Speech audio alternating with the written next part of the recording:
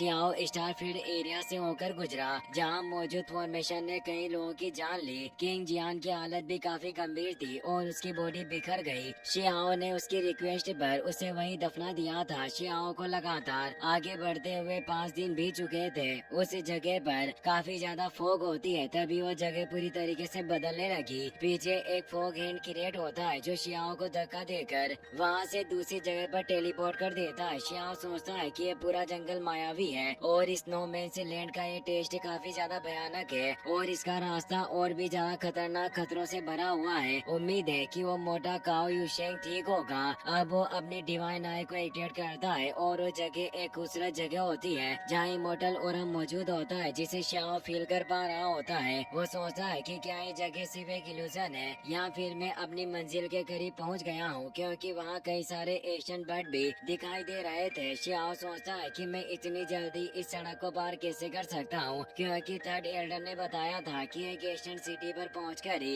ये रास्ता पूरा होगा। शियाओ आगे बढ़ने लगता है, तभी उसकी डालो इमोर्टल सोड अचानक बाहर आ जाती है। शियाओ इससे हैरान हुआ कि आखिर ये सोड इतना अजीब व्यवहार क्यों कर रही है। शियाओ उसे उठा लेता है और सावधानी से आगे बढ़ता है। वहाँ जंगल के बीच में एक लेडी पेटिशनर बैठी हुई होती है और 2 पेटिशनर लड़ रहे थे। उनके साइड की वजह से ही वो डालो इमोर्टल सोड एक्टिवेट हुई थी। शियाओ सोचता है कि सीक्रेट ग्रेट इमोर्टल सोड इमोर्टल लाइट गोल्ड से फोर्ज्ड हुई थी, इसीलिए इसमें कोई आशय नहीं कि इन लोगों की फाइट देखकर इसने रिएक्ट किया। पर इस लड़ाई से मुझे कोई खतरा नहीं और वो उस सोड को वापस अपने पास रख लेता है। उसकी नजर तालाब के सेंटर पर मौजूद लड़की पर जाती है जो एक वीणा को बजा रही होती है, जिसकी तरफ ही वो सारे बर्फ अट्रैक्ट हो रहे थे। और जो दोनों पेटिशनर लड़ रहे होते हैं वो दोनों भी उसी के साथी थे जो अपनी अपनी क्षमताओं का टेस्ट कर रहे होते हैं, जिसमें एक स्वॉर्ड मैन होता है और दूसरी ग्रीन फ्लावर इमोर्टल गर्ल होती है जो अपने फ्लावर की पत्तियों से स्वॉर्ड मैन पर अटैक करती है, पर उसे रोक लेता है और अपनी स्वॉर्ड एनर्जी के साथ वापस उस पर ही अटैक कर देता है। शियाओ उन दोनों को रुकने के लिए बोलता है और बताता है कि मैंने आप दोनों की फाइट देखी है, आपके द्वारा इस्तेमाल किए जाने वाले मेथड्स अपना शेप बदल देते हैं। वाकई में आप दोनों से काफी इम्प्रेस्ड हुआ हूँ, इसीलिए मैं आपकी प्रशंसा करने से खुद को रोक नहीं पाया, इसीलिए मुझे माफ कर देना अगर मैंने आपको डिस्टर्ब किया हो। तालाब पर बैठी हुई लेडी अब अपने रियल फॉर्म में आ जाती है। वो एक प्राचीन फिनिक्स इमोर्टल होती है। शियाओ से देखकर हैरान रह गया।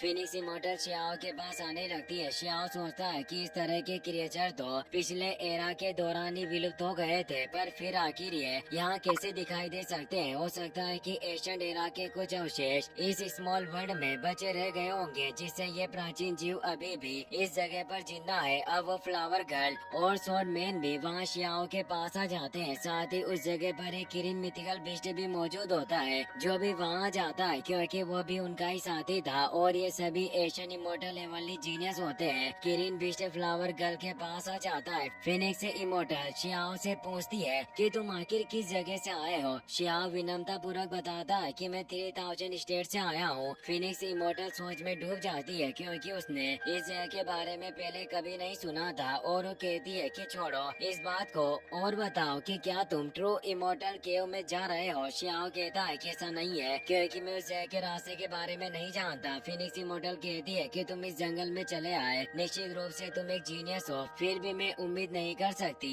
कि तुम उस जगह के बारे में नहीं जानते।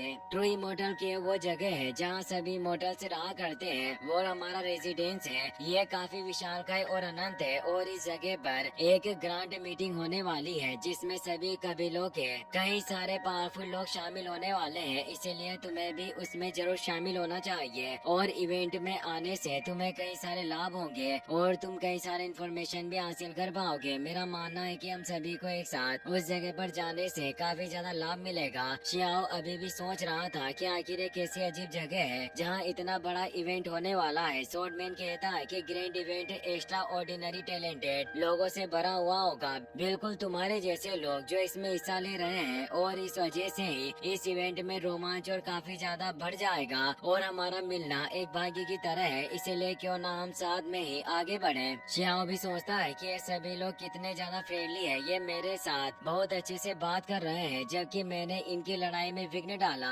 और इन सभी में कोई भी नेगेटिव एनर्जी नहीं है। और इन लोगों को देखकर ऐसा लगता है कि इस दुनिया में लड़ाई जैसी कोई चीज नहीं है और न ही इनके मन में द्वेष धोखा जैसी चीजें हैं। वो उन्हें आदर पूर्वक कहता है कि मुझे भी आप सभी के साथ चलने में कोई हर्ज नहीं है, वैसे भी मैं आप सभी के साथ चलकर आपसे बातें कर पाऊंगा। अब वो सभी आगे बढ़ने लग जाते हैं। शियाओ को विश्वास नहीं हो रहा था कि मिथिकल क्रिएचर अभी भी मौजूद है और वो किलिंग क्रिएचर को टच करने लगता है, पर उसे डरा देता है और सोचता है कि यह वाकई रियल है। उसे ये सब भ्रम लग रहा था, इसीलिए वो सोचता है कि अगर ये किलिंग बिस्ट रियल है तो ये फिनिक्स इमोर्टल भी रियल ही होनी चाहिए। ये वाकई इस एरा में भी इन प्राचीन क्रिएचर्स को देख पा रहा हूँ, जिससे ऐसा लग रहा है मानो ये एक सपने की तरह हो। फिनिक्स इमोर्टल जानती थी कि शियाओ परेशान है, इसीलिए उसे कहती है कि मित्र तुम इतने ज्यादा कंफ्यूज्ड क्यों हो? तुम्हारे फेस पर कंफ्यूजन साफ नजर आ रही है। शियाओ कहता है कि बस मुझे थोड़े चक्कर आ रहे थे, और वो सोचता है कि अगर मेरी जगह कोई और भी अगर इन प्राचीन बिस्ट को देखता तो शायद वो तो यही बेहोश हो जाता। किलिंग बिस्ट शियाओ से पूछता है कि क्या तुम्हें अपनी यूनिटी विद दाओ कल्टिवेशन में काफी ज्यादा डिफिकल्टी का सामना करना पड़ा, या फिर तुम अकेले रहते हो जिसे तुम हमारे साथ अनकंफर्टेबल फील कर रहे हो? शियाओ सोचता है कि ये यूनिटी विद दाओ क्या है और इसका आखिर मतलब क्या होता है, और ये किस तरह के ट्रेनिंग मेथड्स की बात कर रहे थे। मैंने अभी तक ऐसे किसी मेथड्स के बारे में नहीं सुना। स्वॉर्डमैन कहता है कि ब्रदर मैंने तुम्हारी एनर्जी से फील किया, तुम बाकी सभी लोगों से काफी अलग हो और तुम्हारा ट्रेनिंग मेथड से भी बाकियों से काफी अलग है। और आखिर तुमने किस तरह के फेरी सीड को हासिल किया है? क्या तुमने उसे अपनी बॉडी के साथ पूरी तरीके से मिला लिया है? शियाओ कहता है कि एशियन फायर से मैंने कल्टिवेशन की है और मेरे पास एक ग्रेट इमोर्टल सोर्ड है जिसे डालवो इमोर्टल सोर्ड भी कहा जाता है, पर शायद जिसने इसे बनाया होगा वो सीनियर अब नहीं रहे। फ्लावर गर्ल कहती है कि वांग तुम अपने साथ जो तलवार रखते हो ये मुझे काफी स्पेशल लग रही है, और ऐसा लग रहा है कि मैंने इस सोर्ड को पहले भी कहीं देखा है। शियाओ इससे हैरान हुआ। वो उन्हें अपनी पूरी सोर्ड दिखाता है और पूछता है कि क्या वाकई तुमने इस सोर्ड को पहले भी देखा है? फिनिक्स इमोर्टल कहती है कि मुझे तो ये सोर्ड दिखने के मामले में काफी मामूली लग रही है, इसमें ना तो कोई शाइन है ना ही ये काफी ज्यादा शार्प है, इसीलिए ये काफी कॉमन सोर्ड की तरह है। पर फ्लावर गर्ल कहती है कि मुझे ये सोर्ड बिल्कुल वैसी लगती है जिसके बारे में सीनियर लोग बातें करते हैं, और हो सकता है कि ये उस सोर्ड की एक नकल हो। स्वॉर्ड मैन भी कहता है कि वाकई काफी सामान्य है, और वो अपनी सोर्ड को निकालते हुए बताता है कि मेरी सोर्ड को भी नकल करके बनाया गया है और इसमें 6 ऑन्स ब्राइट फेरी गोल्ड मिलाया गया था, जिससे मेरी सोर्ड दिखने में काफी अच्छी नजर आती है, पर ये ओरिजिनल इमोर्टल वेपन की तुलना में काफी कमजोर है। शियाओ सोचता है कि मैं इस डालवो इमोर्टल सोर्ड के बारे में कुछ नहीं जानता,